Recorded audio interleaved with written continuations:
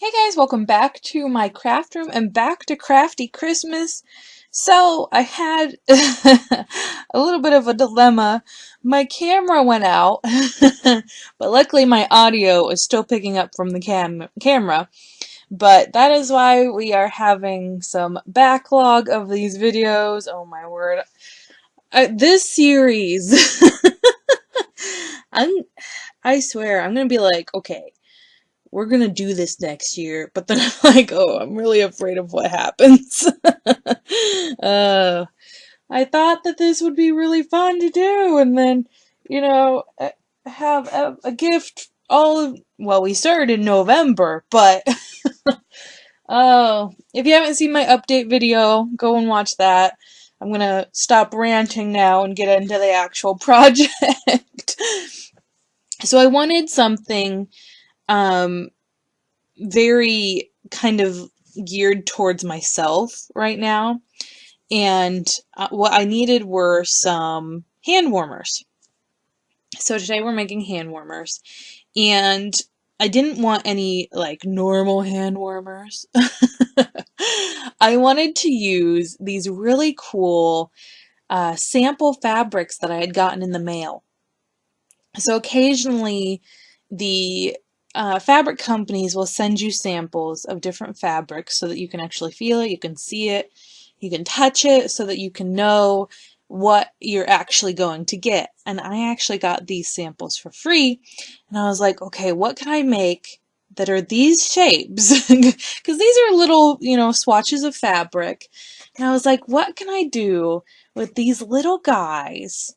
And I really wanted them for myself because I picked the fabrics that I knew that I would love, and I really wanted them to kind of stay with me. I know normally we're like, yeah, I'm making this for someone else, but I'm like, yep, this is for me. It's a gift for myself. We've done it a few times. But I really wanted to share it with you because it is an awesome gift to give someone. And it is very inexpensive, especially if you can get, fabric swatches for free. If not, you could even go to Goodwill and get sweater fabric and use those. Just make sure it's a close knit. Don't, get a very loose knit because then your rice is going to fall out.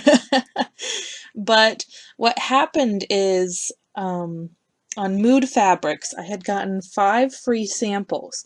I was like, okay, I'm going to get certain wintry fabrics because I think I kind of had the idea in my head back then, which was, oh my gosh, I think it was June is when they had the offer.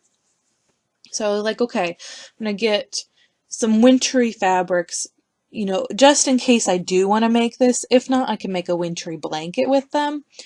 Eventually if I got a whole bunch of different fabrics and whatnot. But I picked out the green and purple.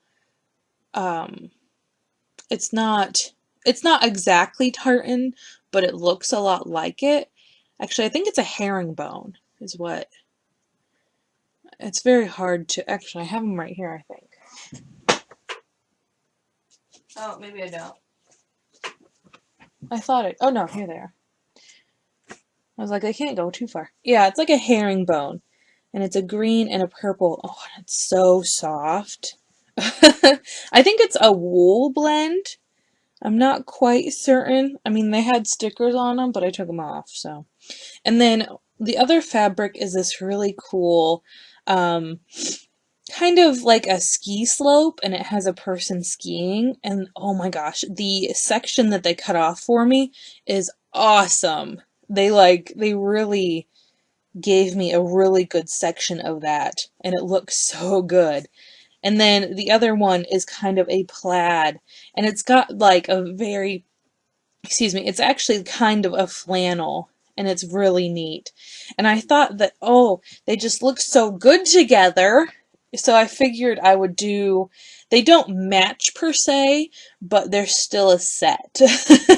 And I just love doing that, and it's such a neat way to kind of spice up and also use two different style fabrics that you really love, but still having them be the same. So I picked the green and purple because that's actually my husband's clan colors for tartans and whatnot. So I figured that would be really neat to have. And I also have a green plaid tartan style coat that I wear during the winter. So I thought that they would just match so nicely.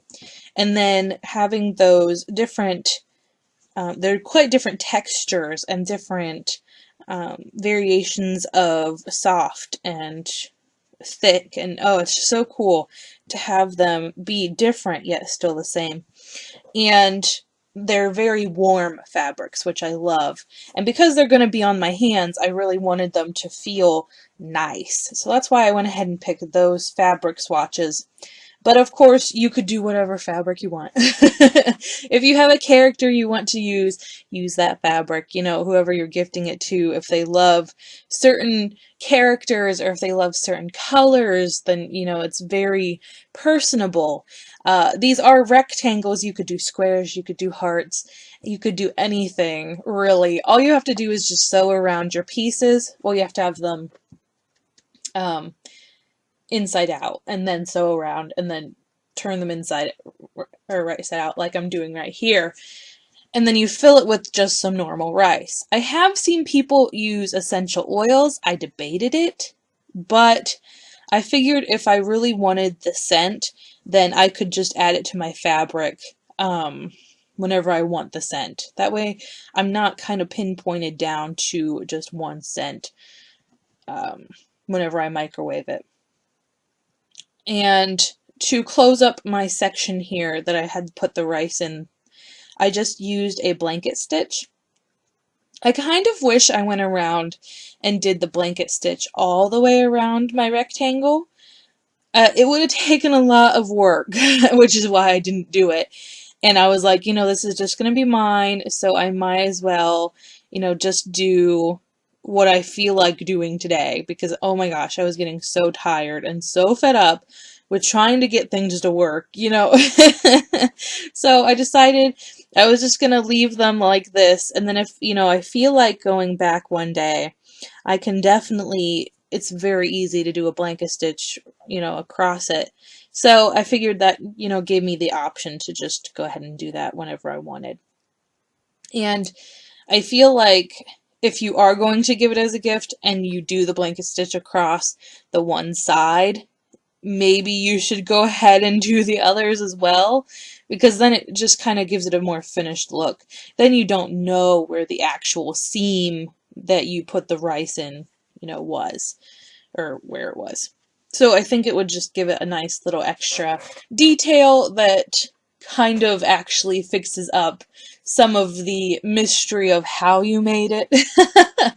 And of course, you know, you could even make it more personable by putting the essential oil in there and having it be the scent that they normally like or whatever. Or you can just include an essential oil with it, and then they can do it on their own. I do recommend, you know, making a little tag that says microwave for, you know, 15-second intervals until it's hot enough for you. Don't, you know, overheat at one time. It's definitely, especially if you're using special fabrics. I haven't come across any fabrics that aren't really that nice in the microwave. I use a lot of heating pads and stuff, so I've kind of dealt with the rice heating pad a lot. And I really haven't come across much, but of course, you know, non-flammable would be good if you want to be protective, you know. But I feel like anything can be microwaved for 15 seconds. You know, pretty much. I don't want to say, you know, definitely, but you should be, yeah. I think it should be okay. But that is, these are my hand warmers. They are so cool. I am so excited to try them out. It's been a few really nice days, so I haven't gotten the chance to actually take them out yet. But I've worked with the heating pads before, so I know they work. So, but I hope you guys are having a crazy day, good crazy, not bad crazy, and I will see you in the next one. Bye, guys.